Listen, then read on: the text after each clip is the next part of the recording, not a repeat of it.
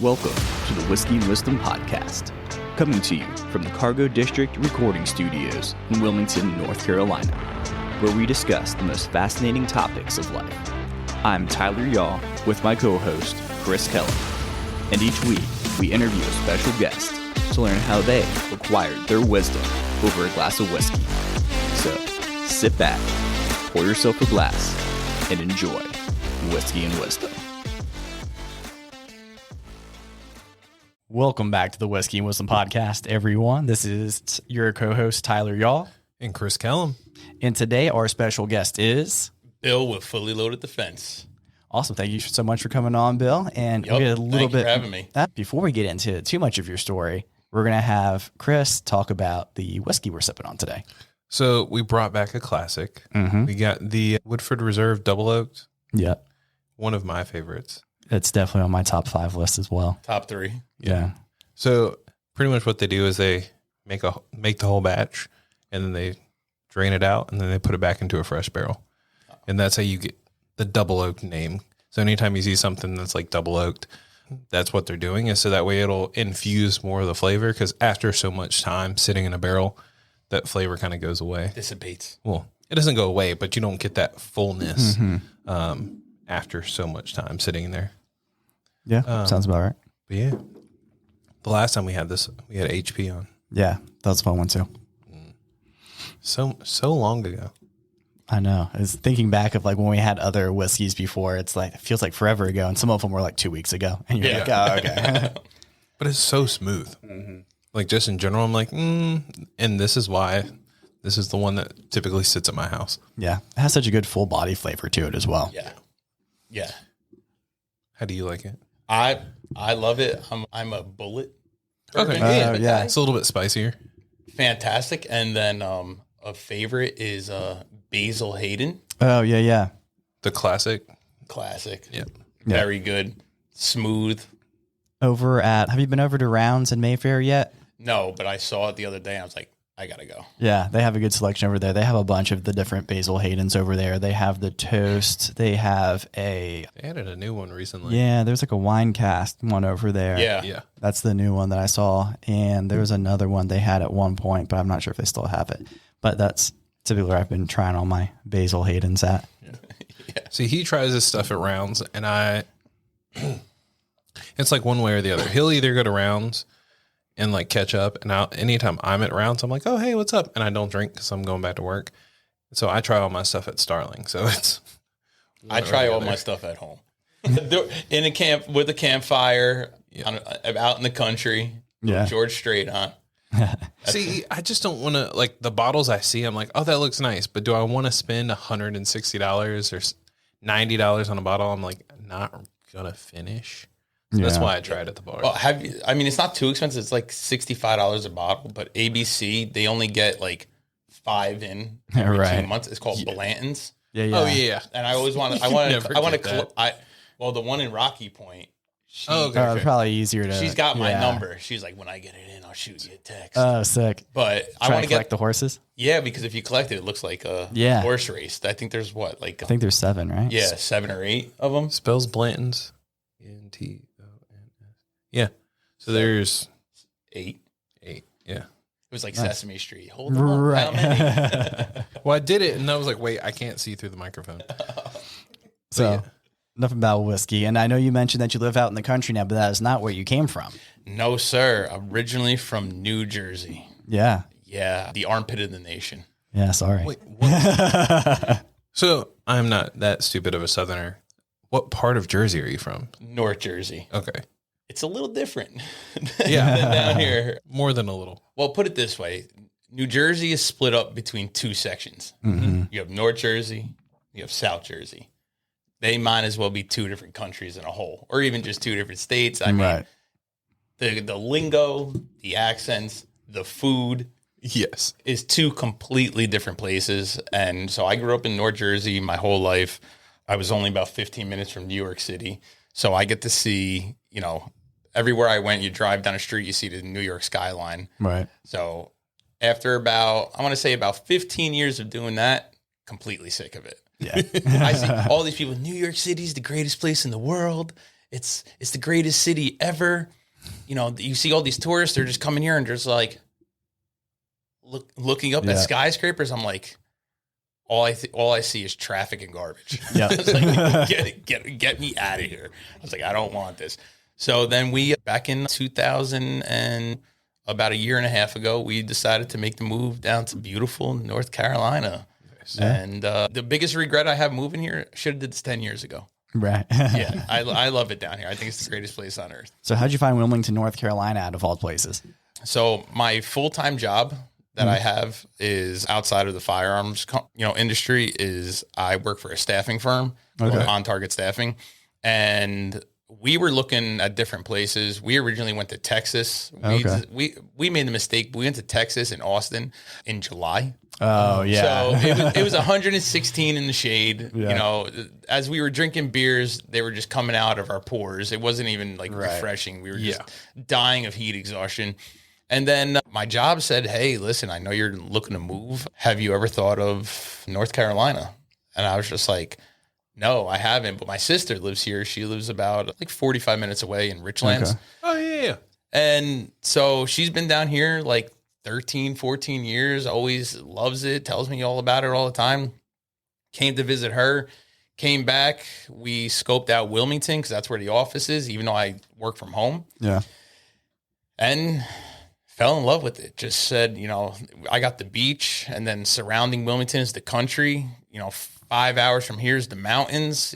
Top 3 beaches in the United on the East Coast is right here in North Carolina.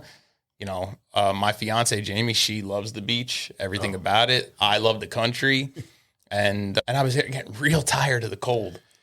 Yeah, it gets real cold up there. Oh, no, it's a different thing. And, my fiance, she's funny. She says, oh, my God, I miss the snow all the time.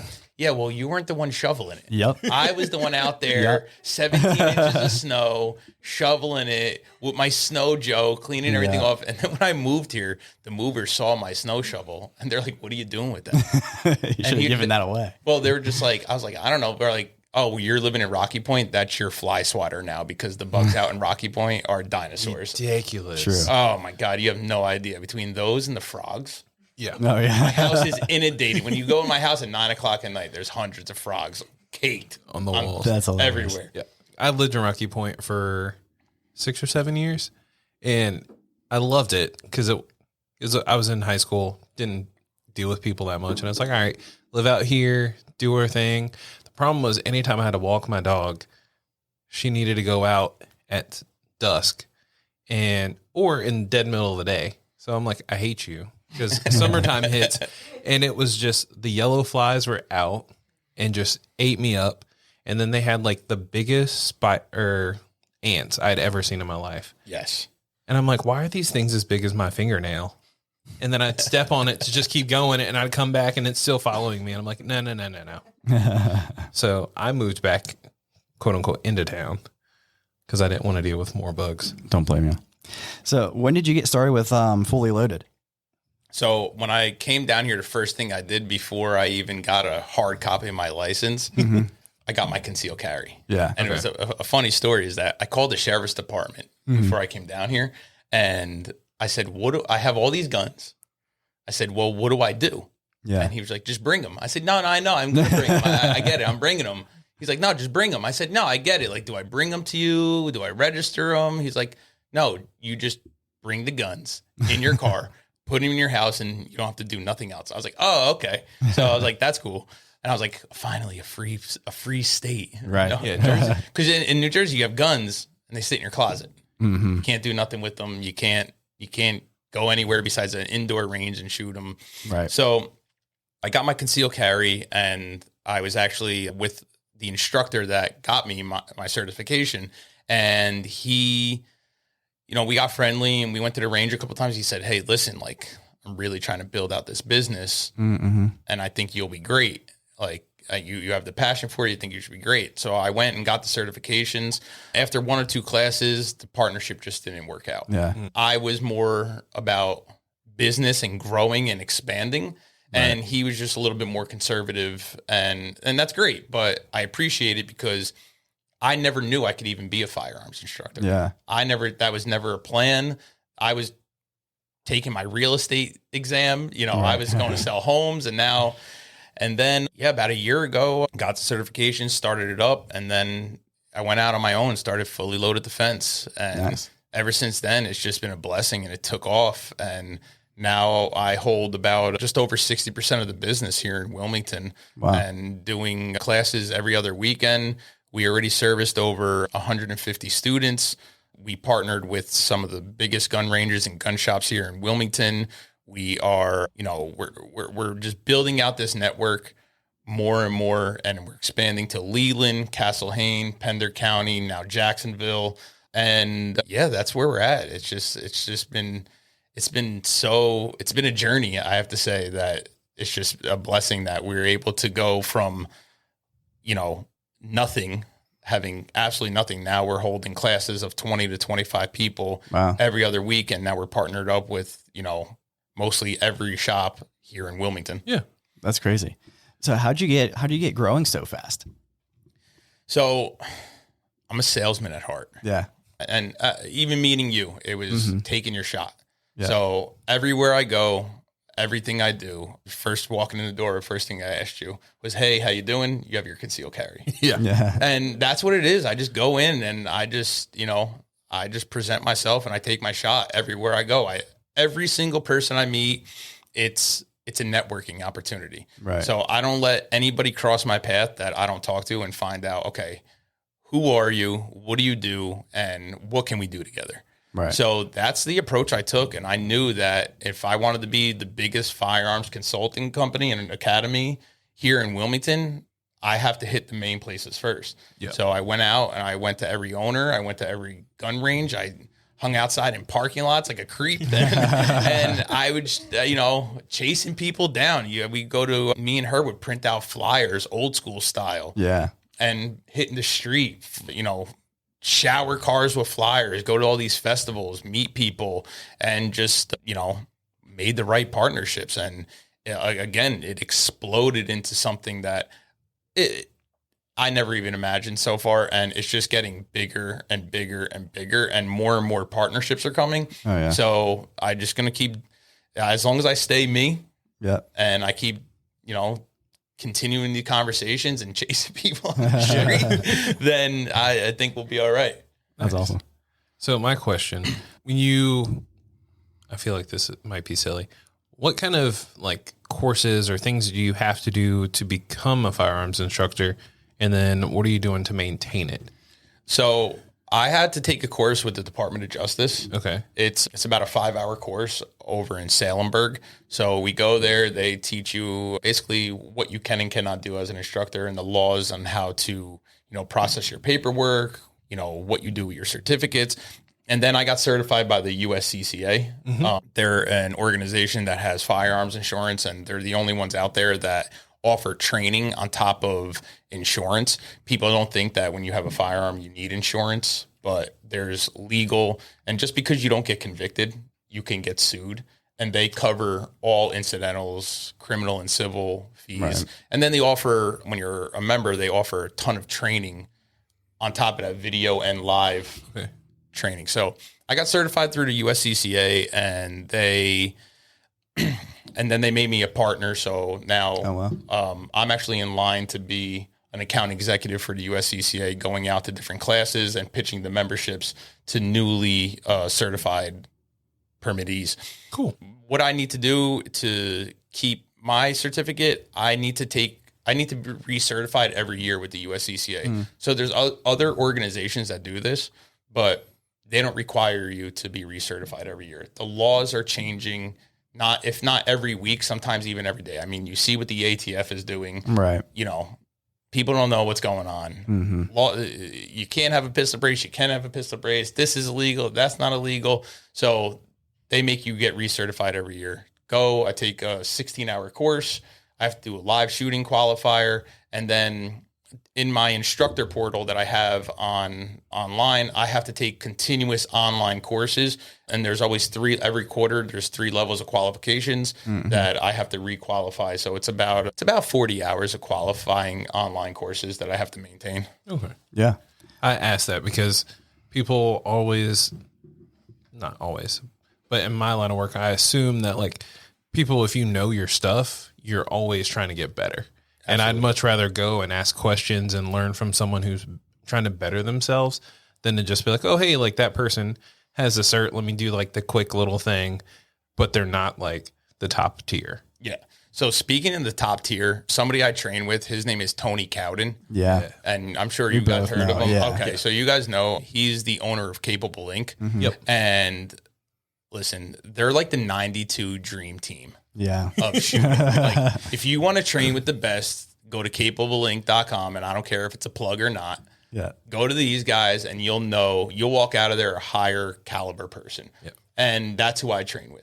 I'm a member at their range. I'm an intern with them. I have partnerships with them.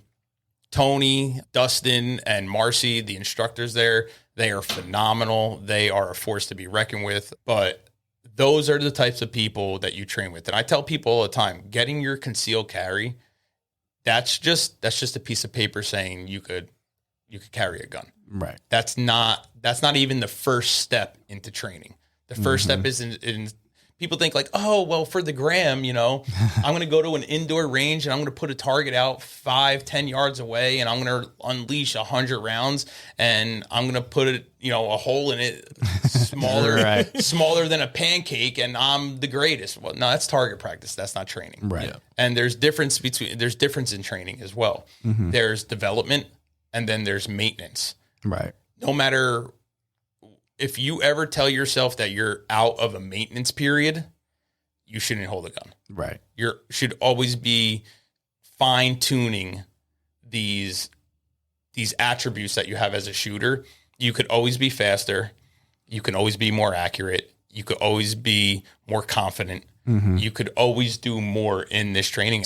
That's my mentality. So I constantly get recertified in other things. Recently just certified in children and firearm fundamentals, teaching kids how to handle firearms. And I went to an NRA banquet that I was invited to. And Mr. Ray Campbell, the head of the chair for the NRA here, he started a program called Take Kids Shooting. So all these instructors get together and we put our time into take kids shooting, right, and try and help them out. And it's important that these families and people that have guns in the household, they need to introduce the firearm to their children immediately. So when you were little, you knew not to talk to strangers. You knew to look left and right when crossing the street, not to touch the boiling water or run with scissors or stick the screwdriver in a socket. Yeah. I think some of us learned, but we knew. So there's no different with a firearm. The people that shield their kids from the firearm and distill fear in them, that brings you right back to those commercials in the 90s. It's like, oh, hey, Jimmy, look at my dad's gun. Boom. Don't play with firearms, But if you introduce them early, it subdues the curiosity of the child. Because when kids are curious, they will find out. Yeah. They will do anything, especially when you say, no, don't do that. It's bad. They're like, I'm going to check it out. I'm going to check it out. But so we do stuff like that. And there are so many different levels of different certifications that I don't even know if I have enough time in the lifetime to actually be certified in everything. You have AR platforms. You have inside the home defense, outside the home defense. You have basic pistol, intermediate pistol, advanced pistol. Right. You have school shooting, mass shooting, church shooting, real estate mini classes, how to push a stroller and carry a firearm, stop the bleed courses. So there are so many that you can go through and just keep evolving. It just depends on where do you want to stop and do you want to limit yourself of what you want to know? Yeah. And something I know that's really big for you and then Tony as well is just safety with firearms and making sure that's the groundwork for it as well. Can you touch on that a little bit more too? So pretty much there's 4 rules in safety. Treat every gun as if they are loaded. Right. Always keep your finger off the trigger until you made the decision to fire. Point the muzzle in a safe direction at all times and know your target and what's beyond it. Yeah. As long as you have those 4 principles anytime you handle a firearm, you shouldn't have any accidents. Right. And knowing your target and what's beyond it is very important, especially when you're in a concealed manner. People just think that fight between you is here. Mm-hmm. It's face to face in there. But once you draw a weapon, you're already escalating the situation. Bullets pass through people and bullets pass through car doors. So when you see in Hollywood where they're getting shot out by AK-47s behind a car door, that's not realistic. Right. You need to know exactly what's beyond you, because if you're putting something that travels, 12, 14, 1,500 per feet per second, that at 8 feet, that's going to go through you and keep traveling. Yeah. So you really need to know those principles, especially, and it applies anytime you touch a firearm. Mm-hmm. And that's what we pride ourselves on. And that's why outside of concealed carry, I've developed partnerships and contracts in the recent days and myself and Tony Cowden are really pushing for these shops and instructors to really start promoting these basic pistol courses. Now, I don't care if they even come to me. The point is that if you're going to get a firearm, go train, because the firearm is completely useless unless you know how to do it. Like when we're teenagers and we're kids, we see our parents driving a car all the time, right? Yep. But same thing with a firearm. You've seen movies, you've seen people shoot, but once you get behind the wheel of that car, do you really know what you're doing? How many times you see people slamming on the brake, or, they're flipping the blinker instead of, putting it in drive on the old school cars. Same thing with a firearm. I mean, you got to realize in a high adrenaline situation, you have to not only pull the gun out with proper grip, make sure your finger's off the trigger so you're not shooting yourself. Mm-hmm. Do you have one in the chamber? Does my gun have a safety? And then do I even have the right at this point in time to fire my weapon? Right. A lot of people don't understand the law. They just think that, there's signs out in North Carolina that say trespassers will be shot. Well, I'm sorry to tell all of you, you just incriminated yourself, because that is against the law. Yeah. You can't shoot a trespasser unless they cross the threshold of your home. Mm-hmm. You could only use deadly force when protecting life, not property. Right.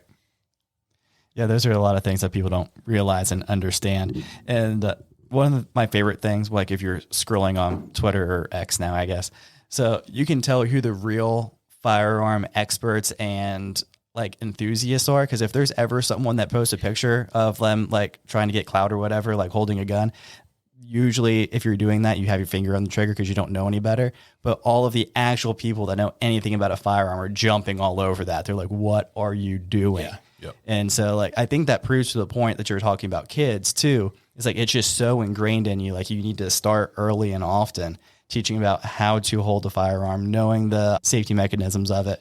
And there shouldn't be any accidents when you do all the right things. Well, when you look at it as kids, you have to see you look at cartoons have guns now. Mm-hmm. You look at Call of Duty, you look at all these action movies, Marvel movies, people are holding guns and they're like, that's what I want to do. Halloween costumes come with guns. And then every time you get one of those fake guns as a kid, all you did was smash that trigger constantly. I mean, even think at the old drugstores back in the day, they used to sell cap guns. Yep. So you're introduced to firearms, whether you like it or not as a child. But especially when you live in a state like North Carolina, Texas, Tennessee, any one of those states, or Florida, there's opportunity for more guns to be in the home and around the child, where I think parents forget that, this is something that they have to learn about, because not only subconsciously they're growing up around the firearm. Now, whether they touch it or not, great, fine. If they don't touch it, I respect that. But when they get 16, 17 and they say, I've been around firearms my whole life and they never hurt nobody. And then it's that one time, right. Where, you get that, where something in it as a teenager, especially a boy, when we get teenager, we think we're invincible and we think we're Superman. And then you get a gun, and that's when the accidents happen. So to anybody out there, if you have a child, don't be afraid. Introduce your kids to firearms. Mm-hmm. You don't have to have them shoot, but I think it's important that you let them know what they can do and how to handle them properly, because that's how you prevent the accidents. Right. That was one thing, like even when I was growing up too, we didn't have a lot of guns in the house, but there was a shotgun, and my parents like locked back of their closet, and then there was another handgun and was also locked up. So the odds of me getting to it were very slim. But even still, like when I got to that age where like my dad knew that he could possibly find one of these one day or whatever, or even more importantly, outside of the house, like, oh, hey, my dad has these things locked up. Like your dad doesn't. Yeah. He was like, I want you to know what these do, how they're like, what they're capable of, how to hold it and use it and understand it safely and everything too. And that was when I was like 6. And I still remember that conversation and what we went through and how to hold a gun and not to put your finger on the trigger and like make sure the muzzle is pointed away from people and all of that too. So just the point that you can do that and it does work, just whatever you're scared of, you tend to make mistakes with. Yeah, absolutely. And I tell everybody, panic is the secret to death. Mm-hmm. Fear is good for you. To have fear, that's okay. But parents, they panic a lot, especially when it comes to their kid. Maybe with the firstborn, the secondborn, it's like, whatever. Right. But seriously, like when you panic, that's when it happens. So if there is an accident, what are kids' first instinct to do? Instinct is they panic. Yeah. And that's when more and more accidents happen. So it's okay to educate them. It's okay for them to be a little scared. It is something to be scared of because you can't take back any bullet that is shot out of that gun. There's no takesy backsies. Right. You can't do it. But to have people panic around that and say, "Oh my God, absolutely not," and like have that adrenaline through them, like, "Oh my God," it's a recipe for disaster. Yep, I learned that the hard way at basic training. Probably 70% of us had never manipulated a weapon whatsoever, and so people were like walking around, pointing the gun in the wrong spot. And even in basic, they spend weeks before they hand you live ammo. Like, hey, here's how you take it apart. Here's how you use it. Here's practicing, making sure you get your aim right. And I'm like, see, that makes plenty of sense. So I'm comfortable, but I'm still fearful when I point a gun. Because, if you point it, someone might point one back at you. I'm like, but having respect for something. Absolutely. And again, speaking of like having a gun pointed at you, to get into more of the real life scenario of having a firearm, carrying, and somebody pointing at you, do you know the approximate distance the average attack happens between two people? 6 feet. 8 feet, so you're close. Oh, yeah. And do you know how long the average attack lasts? From beginning of attack to end with the firearm? 2 seconds. 3 seconds. Oh. So this is where it comes into play that you have to have, when you carry a firearm, and anybody, you have to have that situational awareness. Mm-hmm. And that's what I teach in my classes. I teach avoidance and situational awareness. Now, what's the number one gunfight that you're guaranteed to win? When you're not in. You must have attended one of the classes. This guy's doing research over here, I have my concealed carry, so I've gone through a lot of the classes and like heard a lot of the terms and stuff like that. But yeah. All right, so I just packed this up. I'll go. No, you know a lot more than I do. I just know the quick terms. So basically, it's the one you're not in. But one of the biggest things that we have on our person at any given time is a cell phone, and that keeps you within a 3-inch bubble. You should really have a 6-foot bubble around you with your head on a swivel to prevent that. So an average human could cover, 10 yards in a couple seconds. Mm-hmm. And between anything less than 30 seconds, that's not escape or avoid completely. Right. That's defend yourself. So that's where it comes to, like you said, having a gun pointed at you. I'd rather not. No. Mm-hmm. I'd rather not. Nobody woke up in the morning carrying a gun and say, you know what? Today's the day. I hope somebody attacks me. Right. Yeah. No, because a lot of people, you get your concealed carry, you go through other training, you're shooting targets, you're hitting steel, you're shooting paper. Mm-hmm. Great. We don't train shooting people. Right. Can you actually live with that? People in the military, that's why they have PTSD. It's because they're seeing another human life being taken.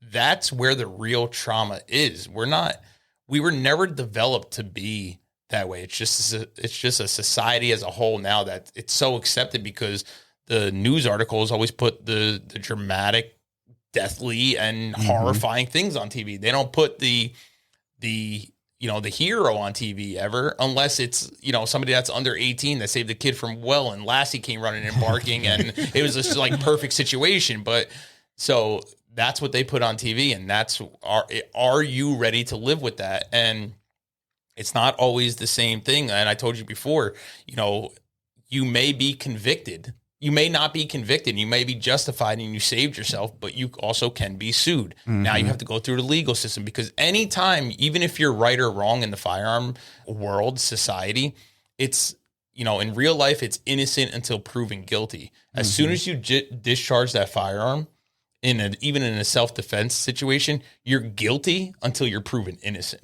Right. And you're going to get locked up. You're going to go through the system. You're going to spend time in jail.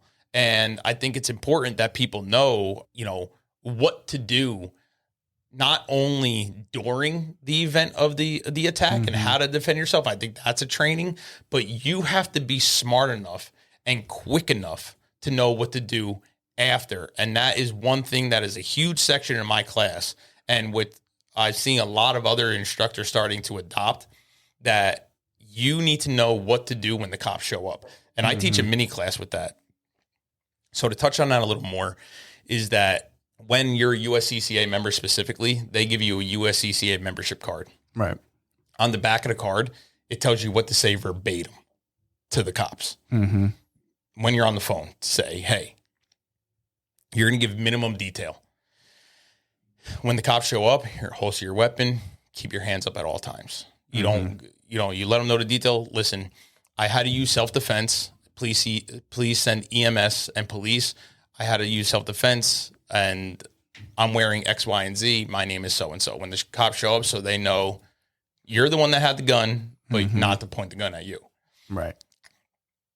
You're going to answer all their questions, but you're going to tell the cops respectfully, I will answer all your questions, but I would like to, and cooperate, but I would only like to do so in presence of my attorney. Right. Just because you think that you're completely in the right and you were justified, even if somebody kicked down your front door, came in with the gun, and you shoot, it's not up to the cops to determine whether you're innocent or not. That's up to your peers, because you're going to go to court. You're going to go through the system no matter what. Also, another thing is that when you discharge a weapon, I don't know if you ever have you ever discharged a weapon without your pro on?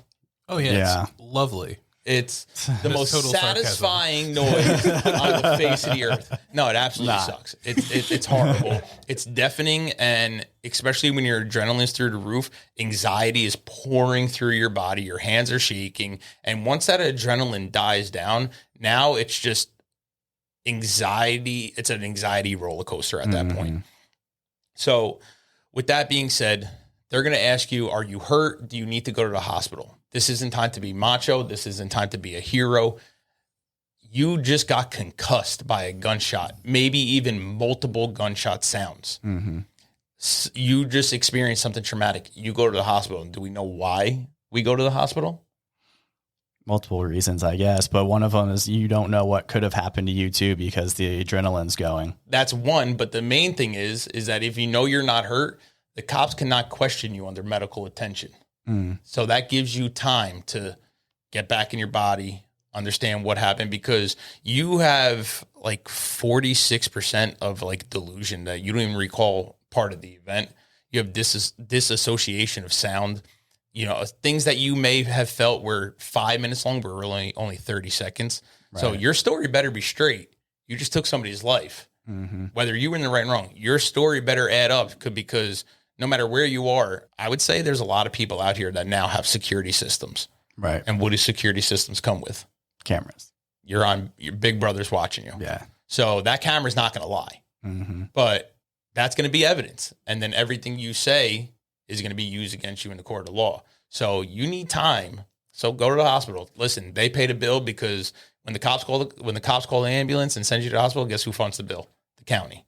Your insurance doesn't get a bill, nothing. They take care of it because it's all part of the investigation. Right. So it's important to really know what to do after the police show up, because I could tell you story after story after story where people left out a minor detail and they didn't get to go home in a couple of days. They spent 5 months in jail. Wow. And there's a story that, comes from the USCCA. There's a guy named Brian. I'm going to shorten this, but I'm going to really get to the point, is that Brian's ex-girlfriend was getting beat by her current boyfriend, lit her trailer on fire. She hid in the woods until he left, and then she ran over to Brian's house. Okay. Brian, and this is on their website as well, Brian answers the door, sees his ex-girlfriend beaten and battered, and he has an 8-year-old daughter. So he drives back to the trailer to see if they could salvage anything from the fire.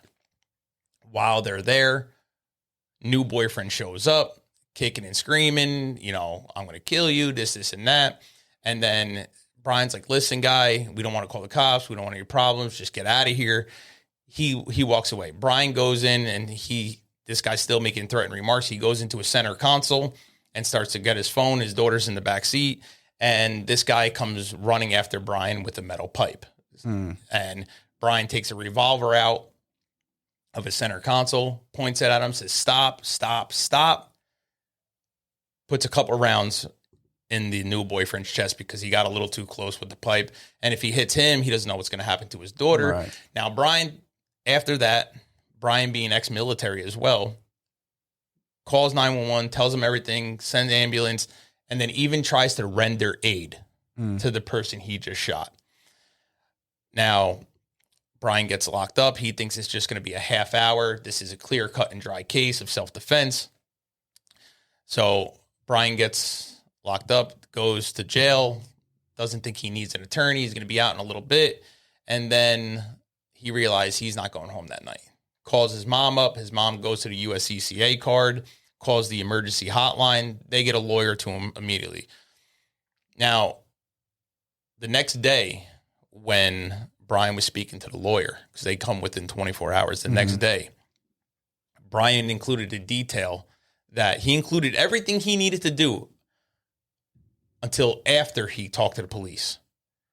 What happened was his truck was blocking the only entrance for emergency vehicles to get in.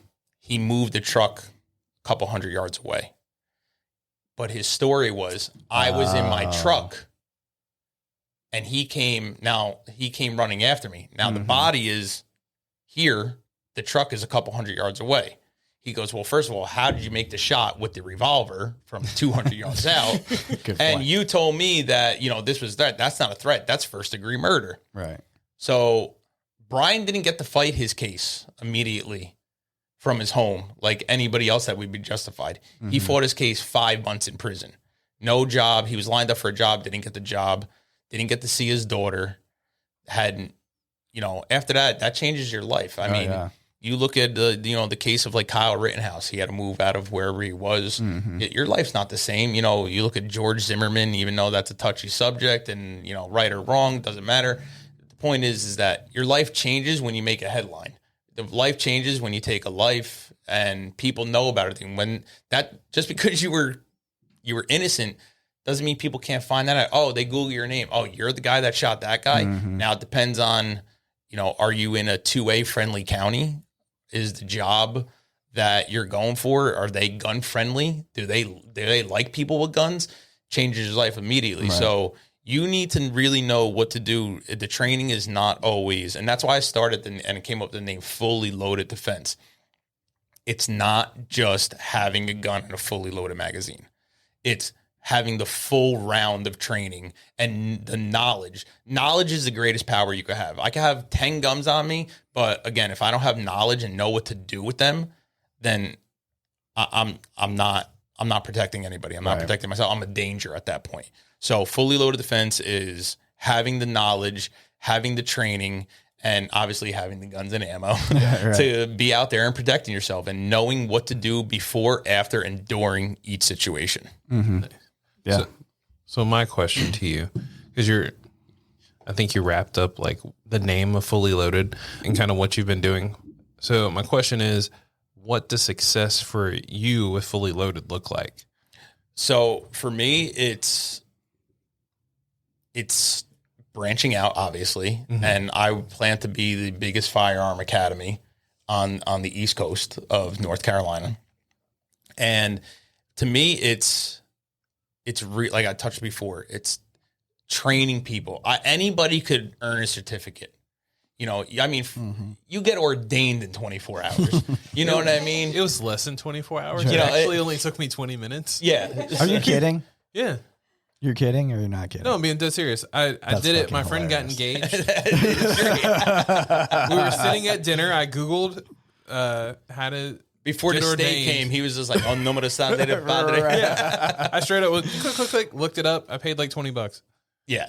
There we go. So that's the point. Anybody could get a certificate. Anybody could do that. My goal is I touched on it before, is my success is knowing that every person that has a gun here is coming to Fully Loaded Defense for training. Either coming to me, going to the local instructor, and I'm building these partnerships now, and I'm where I need to be right now within success. I have everything I want. I have my own business. I have great partners. I have good people behind me. I mean, I'm being invited to awesome podcasts. I'm where I need to be. Now I just need to, again, I talked about maintenance and development. I'm always in maintenance when it comes to firearms, but now I'm in my development stage when it comes to my business. And my development is really promoting these pistol courses and getting more into the training and branching out and having multiple instructors with me, which we currently have 2 starting in September. I have a woman instructor. She's fantastic. We're going to be doing women's only classes as well, because who do criminals prey on the most in dark parking lots? And they feel that women are the easy target. Well, I promise you, women, if you come take a class with me and my instructors, you will no longer be the easy target. We will make you a dangerous human being. I promise you that. But that's where I'm at. I want to promote training. I just want to help people. I want to connect the dots. And nobody started a concealed carry business, said, listen, I'm going to go retire. You know what I mean? I have a full-time job. Right. Like I'm okay. This isn't about the money for me. This is just the passion of helping people, and I've always been there to help people, and this is educating people, and I don't mind spending my time or money knowing that, listen, I gave somebody something that's useful that doesn't just end in a day, in a week. It's something they carry with them for the lifetime. Something too, just to give you a shout out as well, just because I know you haven't been to an all women's class that you've done, but I can already imagine, and correct me if I'm wrong, that it's more than just how to shoot a firearm and get a piece of paper. It's going to be knowing your surroundings, know what to look for, knowing what to do before you're pulling that trigger. Did I pretty much sum that up for you? Absolutely. I mean, think about it. The concealed carry world is just recently getting developed to have clothing and holsters for women. I mean, obviously, women's clothing is a lot harder to conceal a weapon than men. Right. Unless they plan on, dressing like us all the time. Yeah. Possible. But the thing is that it's just now being introduced. We're 2023. Firearms been around hundreds of years. Concealed carry has been around in North Carolina for a very long time. But it's just getting popular now, and women are really starting to really take on the industry more and more. Yeah. So you're absolutely right. They carry in their purse a lot. You have certain holsters that go in the purse, but if somebody's mugging you at an ATM, it's try and get your hand on the firearm and throw the purse. Because if somebody's mugging you, they're there for a reason. So everybody thinks that all these criminals are there to hurt people. I mean, they're not. Some people are just desperate and they just want to rob you. Fine. It's a materialistic item. It's money. It's a wallet. Everything in that purse can be replaced. Regardless if it's a family heirloom or something that you have in there, it's not worth it. But you get your hand on the firearm, at least try and do that and throw the purse, get their attention. Then you could draw down on them. But at the end of the day, it's about not being in that situation. Avoidance. Being in the gunfight that you're guaranteed to win is obviously the one you're not in, but not looking like a target anymore. Not being in that 3-inch bubble, being in that 6-inch bubble.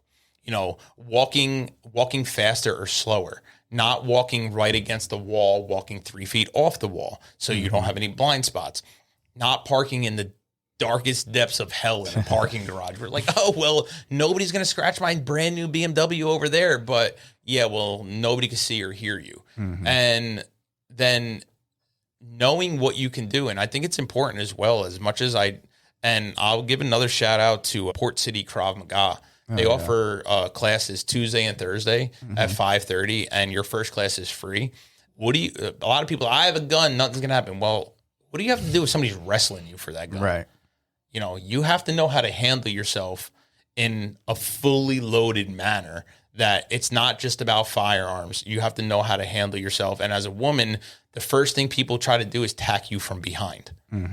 Now, if somebody grabs your arms from behind, how do you get out of that and get your firearm, whether it's in your bag, whether it's in a belly band, whether it's, appendix carry? What do you do? And what do you do if they know where your firearm is? So it's important, especially for women, to really take this training seriously and really go after it. Now, listen, these trainings are not cheap. It's not time friendly. This is something that you really need to care about and really want, and go excel into this. Because if you just take it as, oh, well, I'm just going to take a class, it's like wine and painting, we're just here. Not quite. You're putting yourself in a real bad situation. So in today's age, it's all the tools are there. It's laid out for you. You just need the time and put the money where things are important. We see what's happening in the world. Things aren't always, flowers and candy. It's different out there now. It's a different aspect for people. So I think people really need to start taking the training seriously, especially in a state where you are allowed to carry firearms openly with or without a permit. And that's where I think women need to really step up, especially now that the firearm industry is really expanding with women. Some really great women are coming out of this, and they are showing up a lot of men in shooting competitions. They are faster. They're stronger. They're moving. They're taking it by storm. But I think they should use that as an example, saying that to do this, you do not need to be tactical. I'm not military. I'm not law enforcement. I met up with the right people. I spent the right money. I took the right time, and I developed my skills accordingly as an average American, a salesman from New Jersey. Nobody special, trust me. But you can be the same way. And that's what I want average people to know around here, is that you don't need to be tactical. Don't be intimidated. People should be intimidated by you. Don't be intimidated by other people. I love it. With that being said, too, so my last question, since we're running up on our time here today, is if you were to tell your younger self one thing, what would it be? So many things. If I had to tell myself, I would have said, be more patient. Okay. Be more patient and listen to the world around you. Don't, I was too busy listening to other people when I was younger. You should do this. You should do that. You'd be great at that. If I sat back and just listened to the world and what it was saying to me, I would have been in a 10 times better place. But then again, it got me to where I am today. But my younger self, just take your time, be a little bit more patient, and then things will come to you. And that's what happened here, is that, things don't happen overnight. I mean, you guys built this awesome podcast. This didn't happen overnight. Right. Things, you hear the saying Rome was built in 7 days, the yada, yada, yada. No, listen, good things take time, like whiskey. Right. It takes good time. So be patient, take time, listen, because when you listen, you find out so many more things that you never knew when you're just constantly talking. It's just listen to yourself, and everything will be all right. You'll figure it out. I love that. I tell it to my wife all the time. You learn more when you listen. I hope you like the couch, because that's going to be where you're at. Yeah. It happens sometimes. So, do you have anything you want to shout out? You guys got social media? So you guys can follow me on Fully Loaded Defense LLC, at Fully Loaded Defense LLC. Again, I want everybody to check out Capable Inc. for more training. If you do own a firearm, please check out the USCCA for their insurance. If you have any questions on it, you could reach me on my website, fullyloadeddefensellc.com. And just everybody stay safe. God bless. And, keep doing what you're doing. Wilmington, you're offering a lot, and you brought a lot to me, and I plan on giving it back. Awesome. I appreciate it. Thank you so much. Yeah. Thanks, guys. Appreciate it. So I just want to say thank you, everybody, for showing up today. It was fun. It was a last minute little thing that we threw together. Yeah. But yeah. Thank you guys, everybody, for listening, following, showing up, podcast, follow, share, subscribe. Yeah. And technically none of this was legal advice. It was just advice. Correct. Also, too, always our shout out to Sway Creations. That makes us look amazing on our Instagram and social medias. And also the Cargo District Studios that we also have over here in the Cargo District. All of their social media is run by Sway as well. Yes. They make it look really nice and put together. And definitely keep an eye out for any promotions for those who want to start their own podcast. Absolutely. Or just record voiceovers. Yeah. Or if you're looking to make your Instagram better too, we have a special that's out. It's $60 for 1 hour in the studio with video, and you get 3 clips that's professionally edited. What? That's awesome. So. And then, guys, it's all because of them. I'm not this pretty. They made me look this way, Brought the makeup kits and everything. Yeah. Thank you, guys. I appreciate you. Yeah. Thank you so much for coming on and the short sir. notice too. Appreciate it. Awesome. Perfect. Cheers. Cheers.